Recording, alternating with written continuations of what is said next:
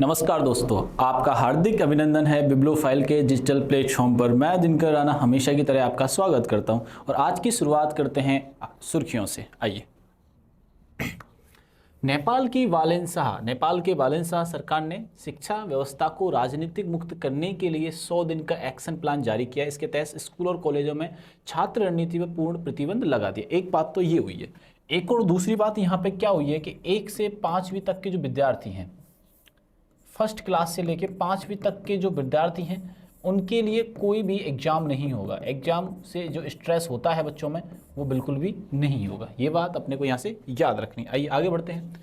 हाल ही में रक्षा मंत्री राजनाथ सिंह की अध्यक्षता में रक्षा अधिग्रहण परिषद ने रूस से S-400 सतह से हवा मिसाइल प्रणाली के 5 अतिरिक्त स्क्वाड्रन खरीदने का प्रस्ताव मंजूरी दी है। ठीक है ना। हमारे देश के रक्षा मंत्री कौन है? राजनाथ सिंह जी हैं। और कौन सा खरीदा है? S-400 खरीदा है। और किससे खरीदा है? रूस से खरीदा है। पूर्व केंद्रीय मंत्री और भाजपा सांसद साध्वी निरंजन ज्योति ने 18 मार्च 2026 को राष्ट्रीय पिछड़ा वर्ग आयोग यानी NCVC के अध्यक्ष के रूप में कार्यभार संभाला है, जो आप इमेज पे देख पा रहे हैं। सिक्किम की युवा नेता स्तुति प्रधान को प्रतिष्ठित विश्व युवा सांसद यानी वर्ल्ड यूथ पार्लियामेंट 2026 का प्रतिनिधित्व करने का एक मौका मिला है। उन्हें चुना गया है। नेपाल की हैं ये, ठीक है। नेपाल की नहीं, सिक्किम की हैं ये, ठीक है ना, स्तुति प्रधान। मार्च 2026 में जारी अंतर्राष्ट्रीय पर्यावरण विकास संस्थान IIED के खाद्य सुरक्षा 2026 में आइसलैंड टॉप पर रहा है और सबसे लास्ट में रहा है अफगानिस्तान, ठीक है। और सबसे तेज़ी से गिरावट के बारे में हम लोग बात करने वाले हैं। हाल ही में पश्चिमी एशिया में बढ़ते तनाव, हॉर्मुज जलसंधि में सुरक्षा चुनौतियों के बीच भारतीय नौसेना ने ऑपरेशन ऊर्जा की शुरुआत की है, ठीक है। 52वां जी शिखर सम्मेलन फ्रांस में आयोजित किया जाएगा। यह महत्वपूर्ण वार्षिक बैठक 15 से 17 जून 2026 तक फ्रांस के एवियन वेंस में होगी, जिसकी अध्यक्षता फ्रांस खुद करेगा। भारत इसका सदस्य नहीं है, इनवाइट किया गया है। वाणिज्य और उद्योग मंत्रालय के तहत department for promotional of industry and internal ने प्रमुख फिनटेक प्लेटफॉर्म रेजर पे के साथ मिलकर स्टार्टअप सहायक प्लेटफॉर्म लॉन्च किया है। ये बात आप लोग यहाँ से ध्यान रखिएगा, ये बात अपने को यहाँ से याद रखनी है। फ़ोन साइड में रख देते हैं, ठीक है। आओ आगे बढ़ते हैं। हाल ही में मनोरोगों का भारत का पहला डेटाबेस काम ब्रेन बेंगलुरु में प्रारंभ किया गया है। कहाँ प्रारंभ किया गया? बेंगलुरु में प्रारंभ किया गया है। ये बात भी अपने को यहाँ से याद रखनी है। 2026 में इंडियन प्रीमियर लीग का 19वां संस्करण प्रारंभ हो गया है। इंडियन प्रीमियर लीग यानी कि IPL की जो शुरुआत होती है वर्ष 2008 में पहली बार हुई थी, ठीक है। ये बात आप लोग यहाँ से ध्यान रखिएगा। आओ पहला क्वेश्चन देखते हैं। हाल ही में किस देश की सरकार ने कक्षा 5 तक के बच्चों के लिए सभी पारंपरिक परीक्षाएं खत्म कर दी हैं? देखो, एक लंबे समय नेपाल में हुआ है ये कार्य, ठीक है। नेपाल एक लंबे समय तक एक इंटरनल गवर्नमेंट के अंडर में काम करता है। इंटरनल गवर्नमेंट के जो प्रधानमंत्री थी वो थी सुशीला कार्के जी। उससे पहले एक हिंसात्मक घटना हुई थी, जिससे क्या हुआ था, सरकार को पलट दिया गया था। सरकार के पलटने के तख्ता पलट के बाद नई सरकार, इंटरिम सरकार बनाई जाती है, जिसकी प्रमुख सुशीला कार्की होती हैं। अभी वर्तमान में जो प्रधानमंत्री बने हैं बालेन शाह इससे पहले नेपाल की राजधानी काठमांडू के मेयर थे। ये रैपर भी रह चुके हैं। तो बालेन शाह ने दो आदेश पारित किए हैं। दो आदेश क्या किए हैं? पहला तो ये है कि यूनिवर्सिटी या स्कूल लेवल पर किसी भी प्रकार की राजनीति नहीं होगी, राजनीति पर कंप्लीटली प्रतिबंध लगा दिया है। दूसरा क्या किया गया कि फर्स्ट से लेकर 5वीं तक के जो विद्यार्थी हैं उनको किसी भी प्रकार के एग्जाम नहीं देना होगा। ये किस देश ने हाल ही में फैसला लिया है? तो ये फैसला लिया है नेपाल ने। तो यही हमसे पूछा जा रहा है, किस देश की सरकार ने कक्षा 5 के तक के बच्चों के लिए सभी पारंपरिक परीक्षाएं खत्म कर दी हैं, ठीक है ना। किस देश के बारे में पूछा जा रहा है हमसे? सरकार ने पारंपरिक परीक्षाएं समाप्त कर दी हैं। पारंपरिक परीक्षाएं समाप्त कर दी हैं। पारंपरिक कक्षाएं जो समाप्त की हैं या परीक्षाएं समाप्त की हैं। और जो परीक्षाएं समाप्त की हैं वो किस सरकार ने की? वो नेपाल सरकार ने की हैं। और नेपाल सरकार के नए प्रधानमंत्री कौन बने हैं? तो नेपाल सरकार के नए प्रधानमंत्री बने हैं बालेन शाह। बालेन शाह जी बने हैं, ये बात ध्यान रखना। बालेन शाह से पहले जो इंटरिम आंतरिक सरकार की जो मुखिया थी या आंतरिक सरकार के जो प्रधानमंत्री थे, आंतरिक सरकार प्रधानमंत्री नेपाल, नेपाल की जो आंतरिक सरकार थी उसके जो मुखिया थे वो कौन थे, वो थी वो सुशीला कार्की जी। ये बात आप लोग यहाँ से ध्यान रखना, सुशीला कार्की, सुशीला कार्की थी, ये बात ध्यान रखना। ऐसे ही अंतरिम सरकार बांग्लादेश में भी बनाई गई थी, ऐसे ही एक बनाई गई थी बांग्लादेश में। वहाँ पे शेख हसीना के देश निकाला देने के बाद यानी वहाँ बांग्लादेश से कौन बाहर निकल के जाती हैं, सुशीला कार्की ने, नेपाल की रहने वाली हैं शेख हसीना।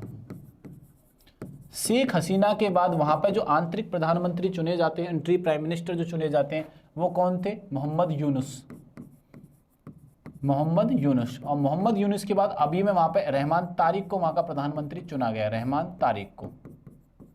ये बात है। सुशीला कार्की जो इंटरिम गवर्नमेंट की हैं वो है नेपाल की हैं, और बांग्लादेश की पहले जो पीएम थी शेख हसीना थी, उसके बाद आंतरिक सरकार के जो प्रमुख बनते हैं मोहम्मद यूनुस थे, और वर्तमान में कौन है, रहमान तारिक चुने गए हैं। ये बात आप लोग यहाँ से ध्यान रखना, और हमारा आंसर क्या हो जाएगा यहाँ से, नेपाल हो जाएगा। चलो आगे बढ़ते हैं। नेपाल के प्रधानमंत्री बालेन शाह ने सरकार ने बड़े शैक्षिक और राजनीतिक सुधार किए हैं। छात्र राजनीति पर पूरी तरीके से रोक लगा दी है भैया, ठीक है ना, छात्र राजनीति पर पूरी तरीके से रोक लगा दी है। कक्षा 5 तक के बच्चों के लिए पारंपरिक परीक्षाएं खत्म कर दी गई हैं।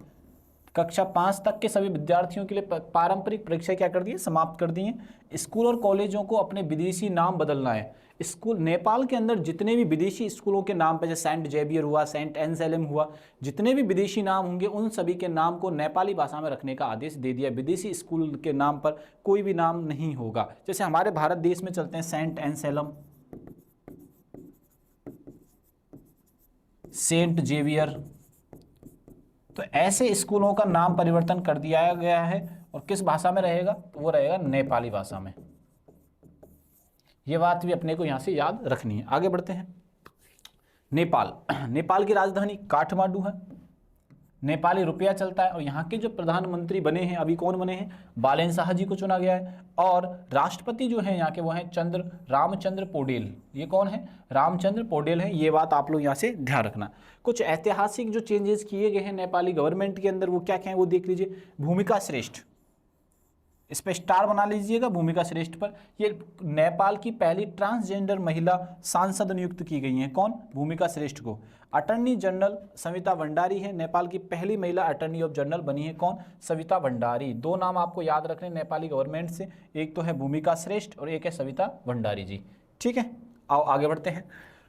आरबीआई का फैसला, रिजर्व बैंक ऑफ इंडिया ने नेपाल भारतीय रुपयों को उधार देने की अनुमति दे दी। आरबीआई ने क्या कहा है कि आप नेपाली रुपयों में उधार हमसे ले सकते हैं। आरबीआई क्या है, भारत का केंद्रीय बैंक है। भारत का क्या है बच्चों, ये भारत का केंद्रीय बैंक है। किसको पैसा उधार देंगे, तो पैसा उधार दिया जाएगा नेपाल सरकार को, ठीक है। आगे बढ़ते हैं। नेपाल में यमरी उत्सव त्यौहार मनाया गया है। कौन सा त्यौहार मनाया गया, यमरी त्यौहार अभी हाल ही में मनाया गया है। आपसे एग्जाम में कैसे क्वेश्चन पूछा जाएगा इसको, तो आपसे पूछा जाएगा कि यमरी जो त्यौहार होता है वो किस देश में मनाया जाता है, तो आपका आंसर होगा यहाँ से नेपाल में मनाया जाता है। 300 वर्ष पुराना कार्तिक नाच महोत्सव मनाया गया, नेपाल में ही मनाया गया है। और त्योहार उत्सव कहाँ मनाया गया है, ये बनाया गया है नेपाल के अंदर। त्योहार उत्सव भी कहाँ मनाया गया है, ये नेपाल में मनाया गया है। ये बात भी अपने को यहाँ से याद रखनी है। आइए आगे बढ़ते हैं। हाल ही में रक्षा अधिग्रहण परिषद ने किस देश से S-400 सतह से हवा पर मिसाइल प्रणाली के 5 अतिरिक्त स्क्वाड्रन खरीदने का मंजूरी दी है। हमारे देश के रक्षा मंत्रालय ने। हमारे देश के जो रक्षा मंत्री हैं वो कौन है, राजनाथ सिंह जी हैं। ये बात ध्यान रखिएगा आप, ठीक है बस। हमारे देश के रक्षा मंत्री कौन है, वो है रक्षा मंत्री। हमारे देश के रक्षा मंत्री कौन है, तो हमारे देश के रक्षा मंत्री हैं राजनाथ सिंह जी। कौन है, राजनाथ सिंह। इन्होंने मंजूरी दे दी है, ठीक है, S-400 खरीदने के लिए।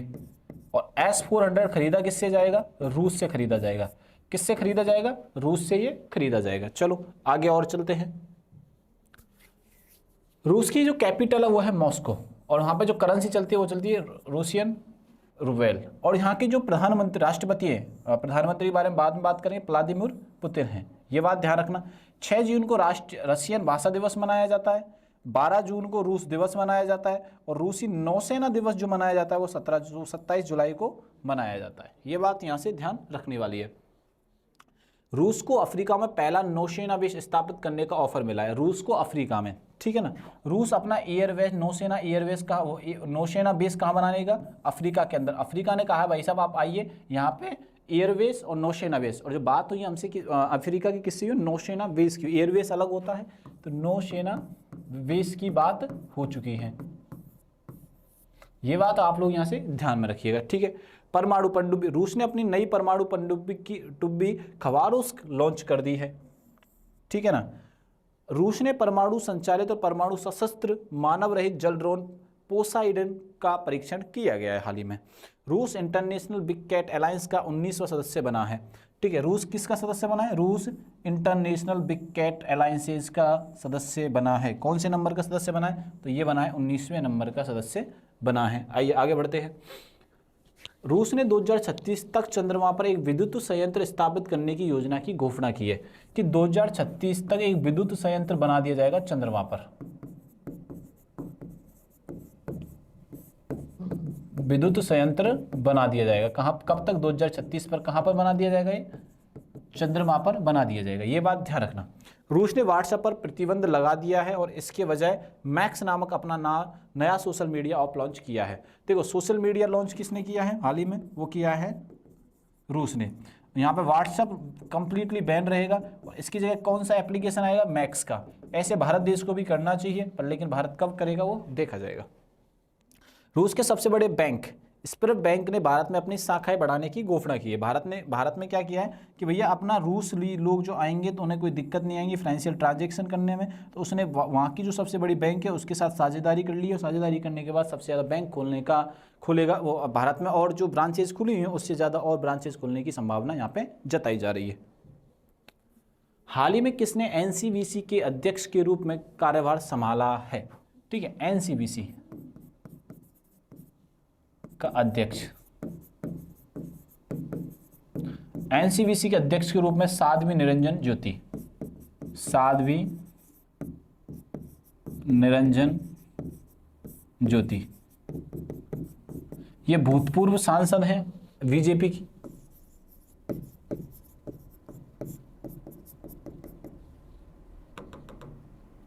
भूतपूर्व सांसद हैं किस पार्टी की, बीजेपी की। इन्हीं को नया एनसीबीसी का अध्यक्ष बनाया गया है, साध्वी निरंजन ज्योति जी को। साध्वी निरंजन ज्योति ने आधिकारिक तौर पर मार्च से प्रभावी राष्ट्रीय पिछड़ा वर्ग आयोग के अध्यक्ष के रूप में कार्यभार संभाला है, ठीक है ना। अब किस किस ने क्या क्या इंपॉर्टेंट कार्यभार संभाले हैं उनके बारे में चर्चा करते हैं। नोकिया इंडिया समर मित्तल अपना कंट्री बिजनेस लीडर नियुक्त किए गए, नोकिया इंडिया के। ओपन एआई ने किरण मणि को एशिया प्रशांत निदेशक के रूप में नियुक्त किया। इससे पहले भी ये हॉटस्टार को संभालते थे। जियो हॉटस्टार का नाम आपने सुना होगा, जिस पर अपन आजकल आईपीएल देख रहे हैं, ठीक है। बीबीसी मैट ब्रिस्टन, बीबीसी का नया डायरेक्टर जनरल नियुक्त किया गया है। किसको किया गया है, मैट ब्रिटन को किया गया है। ये बात आप लोग यहाँ से ध्यान रखना। डीएनपीए के नए अध्यक्ष पुनीत गुप्त को बनाया गया है।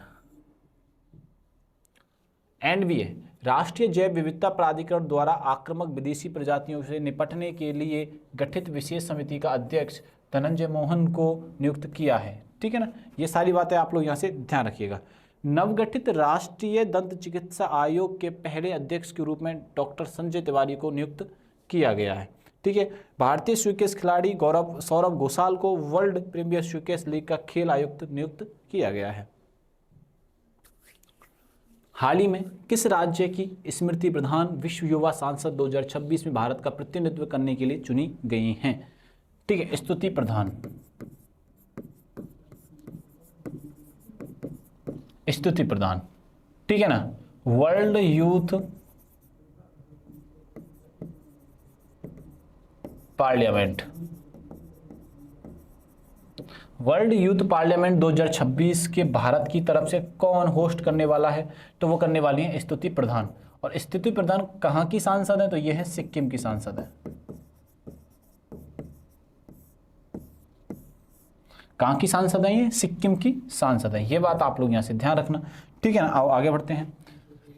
सिक्किम के युवा नेता स्तुति प्रधान को प्रतिष्ठित विश्व युवा संसद में भारत का प्रतिनिधित्व करने के लिए चुना गया। यह वैश्विक नीति समाधानों पर विचार विमर्श करने के लिए दक्षिण कोरियाई कहाँ कहाँ पर रहेंगी? दक्षिण कोरियाई, यूएई, कुवैत आदि देशों के युवा प्रतिनिधियों के साथ शामिल होंगी।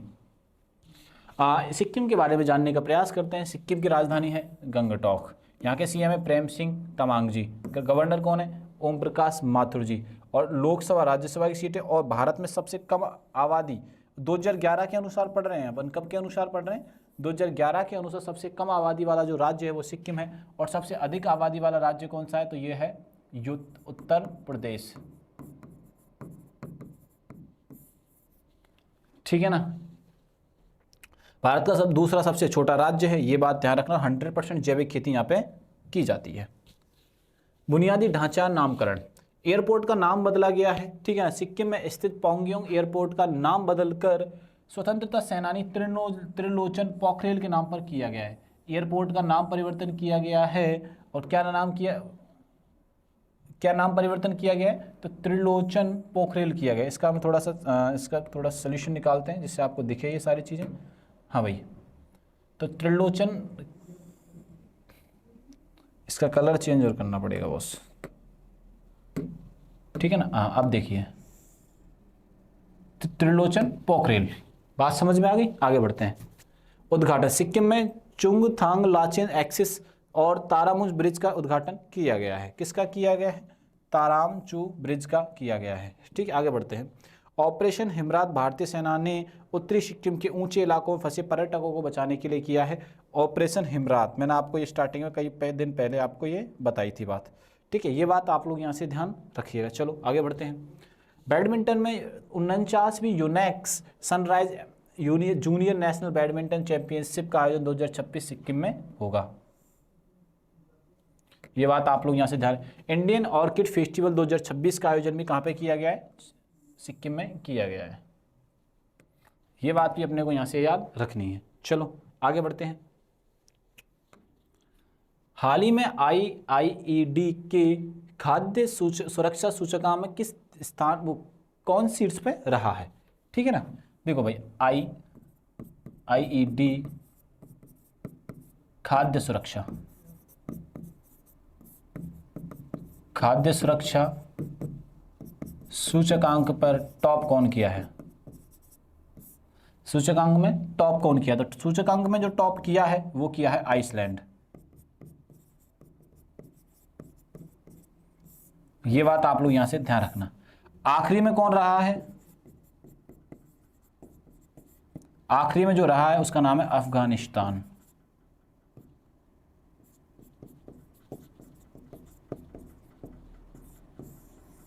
अफगानिस्तान। और सबसे तेजी से खाद्य सुरक्षा सूचकांक में गिरावट जो आई है, सबसे तेजी से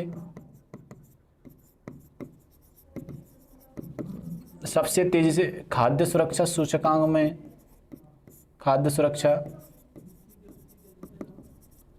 सूचकांक में गिरावट, ठीक है ना। सबसे तेजी से गिरावट आई है अमेरिका के अंदर।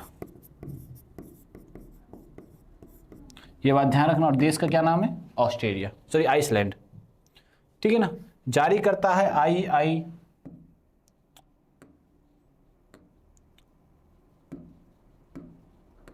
जारी करता कौन है? IIED यानी international institute of environment development, ठीक है ना। ध्यान रखना ये सारी। विश्व का औसत स्कोर रहा है कितना? 6.27।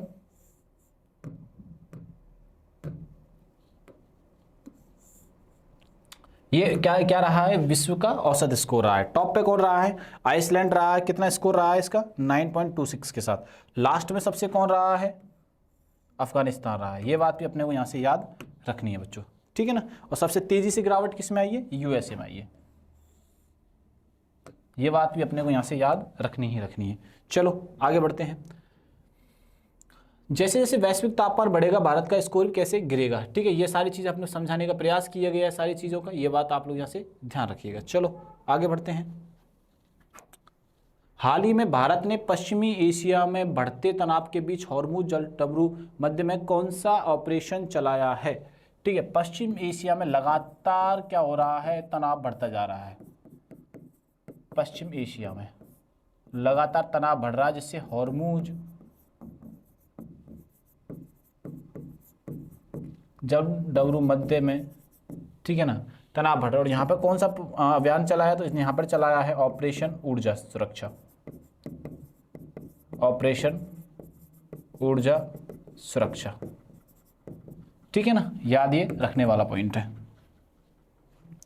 मूल कारण क्या है, यहाँ ईरान और इजराइल संघर्ष है, भारी तनाव हो रखा है, प्रभावित क्षेत्र हॉर्मुज जल संधि है, जहां से, ठीक है, ये एक तरीके का रास्ता है, ये हॉर्मुज जल संधि है ना, एक तरीके का रास्ता है। यहाँ से जब कोई भी भारतीय जहाज निकलते हैं तो ये बीच में रोक लिए जाते हैं, और ये रोकेंगे नहीं तो कोई दिक्कत नहीं है। अब रोक रहा है देश, इसको टोल भी दे रहे हैं, ठीक है ना। उससे क्या होगा कि चीज़ें, कीमतें बढ़ जाएंगी और लाने ले जाने में दिक्कत आएंगी। और कई ऐसे जहाज भी हैं जो डुबो भी दिए हैं, जिससे भारी बहुत नुकसान हुआ है।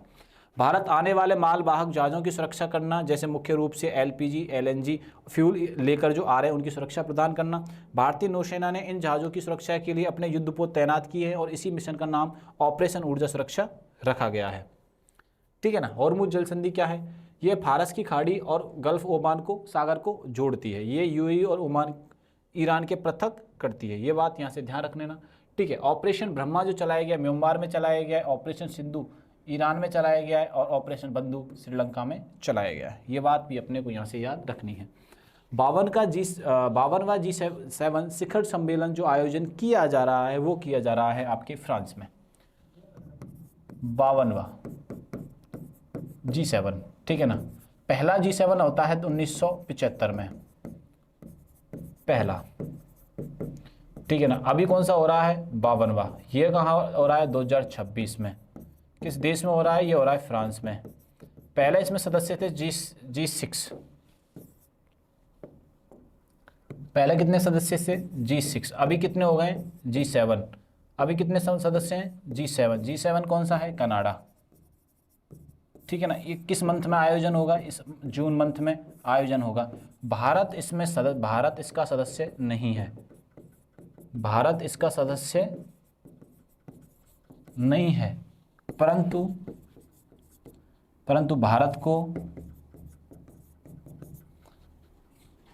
भारत इसका सदस्य नहीं है, परंतु भारत को निमंत्रण दिया गया, इनवाइट किया गया है। तो इसमें भारत G7 में पार्टिसिपेट करेगा। भारत क्या करेगा, G7 में हिस्सा लेने जाएगा, हिस्सा लेने जाएगा। कहाँ आयोजन चल रहा है इसका, फ्रांस में इसका आयोजन बच्चों चल रहा है, ठीक है ना। हाँ, G7 की मास्टर क्लास विश्लेषण ध्यान से हैं। देखो कौन कौन सदस्य हैं, इसकी ट्रिक याद कर लो। G7 GF, जर्मनी, F से फ्रांस, जापान, USA, I से इटली, और C से कनाडा, और E से इंग्लैंड। इसमें भारत कहीं पे भी दूर दूर तक सदस्य नहीं है, ठीक है ना। 1975 में G6 की स्थापना हुई थी, फ्रांस में हुआ था। 1976 में कनाडा G7 में सदस्य बनता है। 1997 में रूस शामिल होता है, G8 बनता है, और वापस से 2014 में से G7 से इसको बाहर कर दिया जाता है। किसको बाहर कर दिया जाता है, रूस को बाहर कर दिया जाता है, ठीक है। B7 के बारे में समिट के, G7 समिट जो आयोजन होगी 52वीं, ठीक है ना, वो कहाँ पे होगी उसके बारे में हम जानते हैं। एवियन वेस फ्रांस में होगी। कहाँ पे होगी, तो कब होगी, जून 2026 में होगी। इसका भारत सदस्य नहीं। ये सारी चीज़ हम देख चुके हैं। आइए आगे बढ़ते हैं। हाल ही में वाणिज्य और उद्योग मंत्रालय ने किसके सहयोग के से स्टार्टअप सहायक प्लेटफॉर्म लॉन्च किया है। वाणिज्य और उद्योग मंत्री, वाणिज्य और उद्योग मंत्रालय, वाणिज्य और उद्योग मंत्रालय ने, ठीक है ना, स्टार्टअप सहायक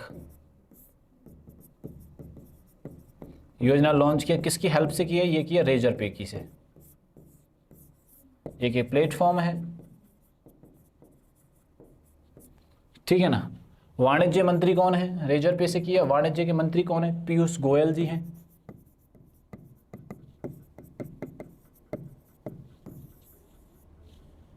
आओ आगे बढ़ते हैं। विभाग का नेतृत्व वाणिज्य और उद्योग मंत्रालय, पीयूष गोयल जी हैं। रेजरपे से इन्होंने संबंध किया है, और ये स्टार्टअप परिस्थिति को मजबूत करने के, नवाचार को बढ़ावा देने के लिए सारे कार्यक्रम हुए हैं। ये बात आप लोग यहाँ से ध्यान रखना। ये सारी चीज़ें एक बार ध्यान रखिएगा आप लोग। आगे बढ़ते हैं। हाल ही में मनोरोगों का भारत का पहला डेटाबेस काम ब्रेन कहाँ लॉन्च किया गया है? मनोरोगों का पहला डेटाबेस